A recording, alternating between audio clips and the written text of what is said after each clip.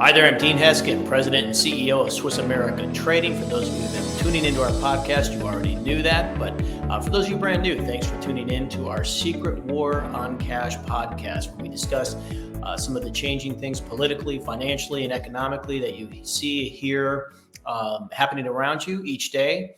And quite a bit of that has been taking place even in the early on here of 2024. I have a regular guest with us, Mike Weiner. Good morning, Mike. How are you? Good morning. Thanks for having me, Dave. Thanks for coming back. And certainly a lot to talk about, especially as it relates to the economy. It doesn't seem like a lot's been happening, but there has been some things happening, meaning like there hasn't been that event that many would look at to be a trigger. But before we get too much into that, today we're going to talk about what's proving to be one of the hottest topics in the financial markets, and that's gold.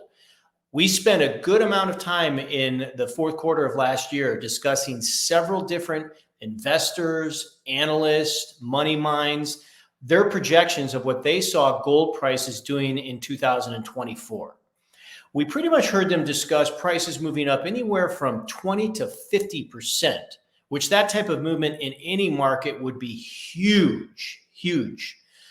So much so that when hearing those predictions, it was kind of hard to not think is anything more than wishful thinking or someone being totally optimistic with their outlook. Well, now that even the first quarter of this year, we're not even through it yet, and we've already seen increases that are nearing 10%. And that's without really anything too dramatic, as I just mentioned, or earth-shattering happening in the markets yet.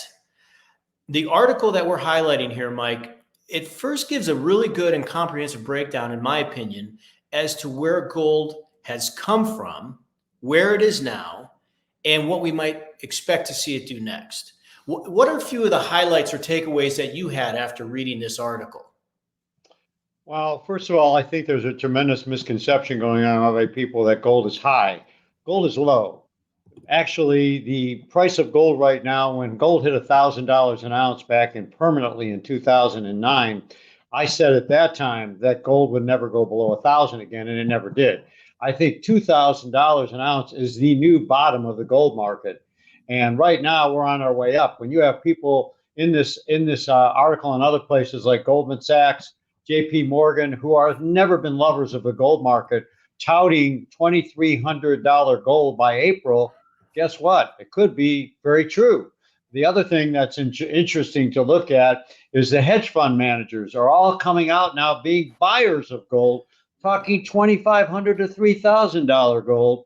These are people who are never touters of the market because they look at it as an antichrist to them.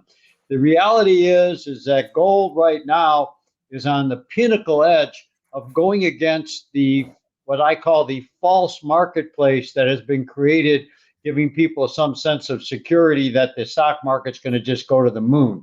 And that's just not what gold is saying. And it's not saying it only in the United States, it's saying it globally. The global market recognizes gold as a financial instrument again. That's the key to all of this. Sure. And as you say that, as we've covered, BRICS, central banks, a lot of institutions who for months, literally a few years now, have been aggressively buying up gold, which on this podcast and certainly other sources have discussed, like, hey, take a look at what they're doing. That's something you might want to pay attention, to in terms of like what you should be doing. And certainly now it looks as though that's good information. That's good advice, because that has already in short order paid off. And to your point, we're probably not done. We're probably going to see a lot more out of it, which, getting into this next article, it discusses how prices for gold are going up in anticipation of Fed rate cuts. This definitely could be a factor in current gold values and contribute to even greater future gold values. But this is only one of several things that are fueling the growth or price appreciation, as we can see from the previous article. There's several other factors that are causing it to go up. It seems like the Fed has been trying to play catch up when it comes to the economy for quite some time now. And in all reality, it doesn't seem like they're doing a very good job of it. To me, it begs the question, do they have a grasp or any control of this economy whatsoever? And my answer would be no, or at best, it sure doesn't seem like it. Now, I know there are several factors that contribute to the activity of our markets, but given the role that the Fed plays in our economy, they seem like they are or should be the ones most in control. And the fact that they're missing at every swing of the bat, is this something that we should be concerned about, Mike? Absolutely. I think the issue that we have to learn from these people is they're not looking at what's good for us. They're looking at controlling us. And what they want to do is create a turmoil within this market, not only in the gold, but in the currencies, which is huge. They're not protecting the US dollar. They're looking at situations like when you have the Fed board chairman yesterday saying that illegal immigration is helping the economy. I mean, what's he being paid for that? That's absolutely insane. But why they're doing this is because if they collapse the economy, if they destroy the banking system, guess what happens? They nationalize the banks. They take control. It's all about the backdoor entrance into controlling our monetary system completely.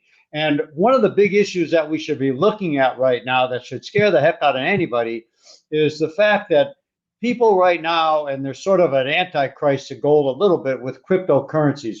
What a calamity. Jamie Dimon said it the best, excuse me. He said that cryptocurrencies is going to be the quicksand of the American economy. It is a product that is based on nothing, an industry based on nothing. And it's all done to create a speculative market and an unregulated industry. And here's a quick story, and I'll let it go back to you, Dean. We have a client, one of the brokers and I, calls us yesterday, put in $1 million into the cryptocurrency market. They told him he was up $24 million. When he went to start taking money out, he can't get it. Now they're telling him in order to get it, he's got to send him another $1 million just to ensure what he has. And now he can't even get in touch with anybody. It's a criminally based economy. It's a criminally based system, and it's going to destroy a lot of people. And watch what happens to gold when that happens, because a lot of people that should be in gold have gone in that direction, and it's going to happen big in that way too. Yeah, and to your point, Mike, I've got a casual familiarity, I'll call it, with the crypto marketplace. Owned a little bit of it. There are viable aspects to it, but I think, kind of to your point, it because of the fact that there is so little, really no regulation associated with it, and then you have all of these offshoots that have developed in the course of the evolution of the crypto marketplace.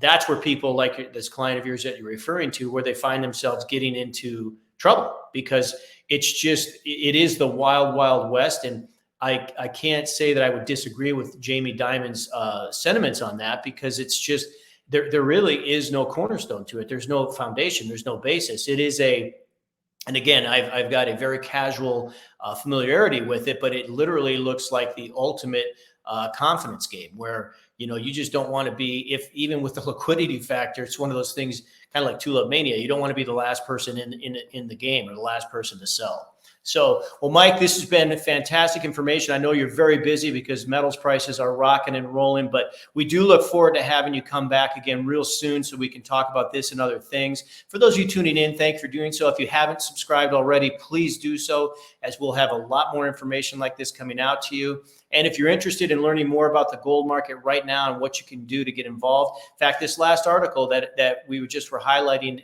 here in this podcast, one of the interesting takeaways in there as well, they make a point of mentioning, that really the all-time high for gold when adjusted for inflation in 1980 was over $3,200 an ounce. And the reason, so maybe adjusted for inflation, we're not at that high yet, but that just shows you how much more legs the price of gold and appreciation has in it, because we are just getting started. So contact our office if you'd like some more information on how you can get involved in this market. Our phone number, as you see it in the on the screen here, or on the link if you're tuning in with the audio, is 1-800-289-2646. Or visit us online at www.swissamerica.com. The information is totally free.